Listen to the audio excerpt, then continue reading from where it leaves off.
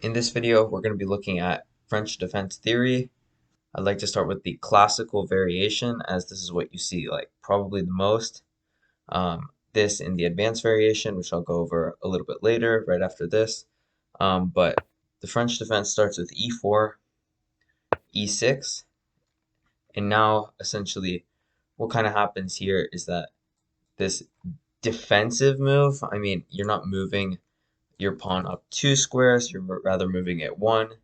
The kind of main idea here is that white will quickly take control of the center and black strikes back. And while white typically, at least for like the first 10 or so moves, has like a really solid position, black is pretty easily able to attack and use the flanks, especially like the A and B files on the queen side to kind of chip away and generate counterplay. Now, uh, white has a couple choices here on what to do. You see e5, but the classical variation, white plays knight to c3, and the general idea is that white tries to maintain the tension, and black really doesn't want to take this pawn because then white will take back something like this. Which is not a good transformation. I mean, you can play knight f6 and like bishop e7, but it's a little bit passive. I wouldn't recommend it. Instead, main theory goes knight f6. Now, obviously, the pawn is under attack and white is going to lose a pawn. So generally, white will do a couple of things here to defend.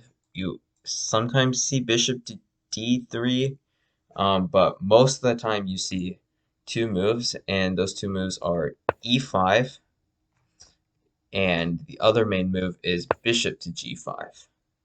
Now, bishop to g5 goes into some very standard but quite dense theory, something like bishop to e7, e5, back, and takes, and black tries to strike with c5, then knight c6, castles, maybe even f6. So that's how that line goes.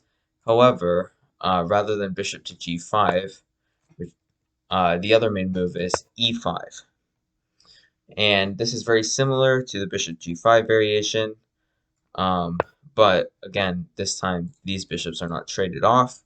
But generally, trading off these bishops actually favors white because black's bishop can be pretty powerful on like b4, whereas white's bishop obviously isn't going to g5, and all the pawns are on dark squares, so it's sort of like a defensive bishop, whereas this light squared bishop is a little bit more aggressive. That being said, black's light squared bishop is terrible. Even if the knight moves, it's like infinitely blocked in by this e6 pawn.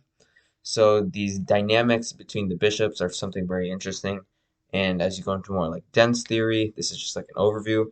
But the more in-depth theory, you'll see like depending on whether you want to trade the bishops or like retreat or move them around, it gets very interesting in the different variations. However, in this position, to continue, white usually plays one of two moves, f4 and knight f3. Typically, they're going to play uh, knight f3 only if they're like a lower rated player. Most higher level players are going to play f4, then only knight f3. And essentially, white is trying to say, oh, whoa, black's setup is so defensive with this chain. And white is trying to take advantage of that. Like queen h4 is not going to really do anything. And as of the moment, black has no counterplay, but with moves like c5, as we saw earlier, and I mentioned knight c3, or knight c6, sorry, and then taking, well, you know, white can play knight f3 now, but, there's different dynamics on what can happen here. Uh, Maybe taking and the bishop comes out, or bishop e7 is another move, followed by castles. There's different variations here in the classical, and it's something to certainly look very, very in depth in if you're interested in playing the French defense. Now, the next variation we'll look at is the advanced variation. So it's the same as last time with these four main moves. This is kind of what happens in all the French defense games. But instead of playing knight c3, as we saw last time, white plays e5. Again, this is called the advanced variation because white is advancing the pawn. There is a lot of theory here too because this is like the second most popular type of variation. But essentially, the main line here is to play c5 rather than playing knight c3. White plays c3, and there's sort of a fight over this d4 pawn. And both players go to commit quite a bit in terms of moves and pieces to gain control. Generally, black is the one attacking, with queen b6 we'll see later, and possibly other moves like knight e7, knight f5 as well. And white is trying to defend this strong central setup with moves like knight f3. You'll see bishop e3 sometimes. Different moves like that. Sometimes even knight e3, knight c2 you'll see every once in a while. But black is trying to hack away at the central structure. Obviously, white does not want to take because then the e5 pawn is lost and the c5 pawn and everything will fall apart. But as of the moment, after something like knight f3, which is typically the main move, it's usually black who has sort of the initiative here. White is in a very defensive setup. However, if white is able to hold the structure together, it'll be a very good game with these solid three pawns. Typically, black plays queen b6 here. You may also see bishop to d7. This is just preparing bishop to b5, but queen b6 is the main move, and even then, white still can't play bishop to b5 because queen will obviously take. Uh, White typically plays a3, which is a very, very interesting move. It's really fascinating, that move. Typically, you don't want to take again because now the bishop takes and there's pressure here. And the idea behind a3 is to play b4 and relieve the tension. So black is probably going to play knight g to e7 to bring it to f5. Like I mentioned, white is going to play b4. Now, black does not want to take this pawn because white is just going to take back, possibly put the bishop on like g5 and then bring in the other bishop and castle. It's going to be a very good position. And that's not really going to do anything. Remember, black wants to break down the structure, but breaking down the central structure specifically, not really the flank structure that white is sort of creating. Instead, black will go for something like taking. White will take back and then play knight f5 to continue keeping pressure all on this pawn. And this is kind of where the main theory stops. You see a ton of moves here. Typically, bishop to e3 is pretty popular. Bishop to b2 even is extremely popular, putting the bishop behind the pawn where it's endlessly defending. One thing I'll say with bishop to b2 is that you often see a5 because white can't take because here, and there's pressure here. Again, white is the one with the initiative. Sorry, black is the one with the initiative, and white is sort of defensive, a setup trying to maintain the central structure. Next, I'd like to look at the exchange variation. Same opening moves as last time, but rather than playing e5 or knight c3, white goes to take. Black generally takes back, and it's sort of a copycat. If you look at the most popular moves, both in like the top database among very good FIDE players, and just in general on any website that you play, knight f3 is the main move, then knight f6, then something like bishop d3, bishop to d6, and then castles and castles, and it's a pretty boring variation in my opinion. In general, it's probably going to be a draw. About a good chunk of games played in this position are draws, and pretty much both players just copy each other as you've seen so far.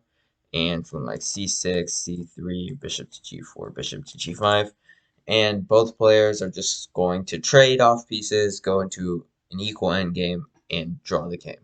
So if you're some player who doesn't want to lose, I can certainly see that. This is a very safe opening, and this appeals to many players as it often results in quick draws.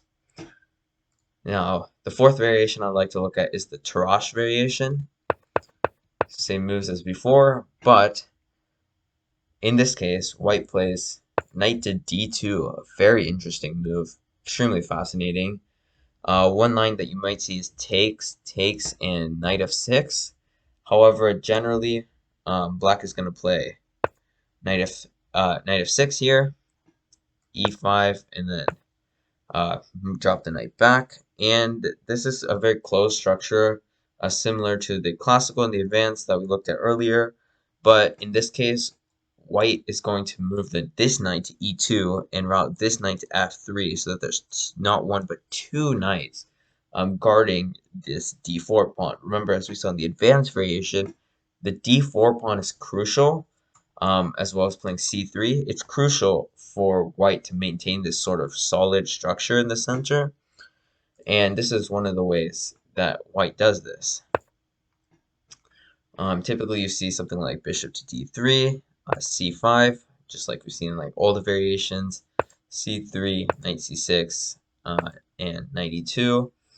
And typically, the game continues with something like takes, and f6. Now, f6 is also a very, very interesting move. One thing that is kind of tricky here is that if the queen comes out with like queen h5, you can't really play g6 because the bishop will take and then the rook will be exposed. It's complicated theory, but this is sort of provoking a weakness, and that's these light squares here, specifically h5.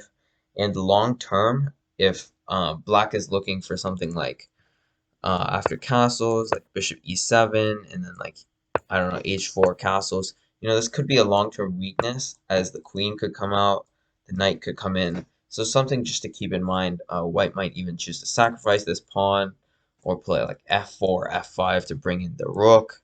It's something to keep in mind, and it's a cool dynamic to look at. So this is kind of the opposite of the previous variation. Like I mentioned, that variation is draw, draw, and nothing but draws. This variation is much, much more interesting. So if you're a player who likes those, not complex positions, but the more sharp and interesting positions, this is the variation for you. I hope you guys enjoyed this video on the top 4 most popular variations in the French defense. Thanks for watching.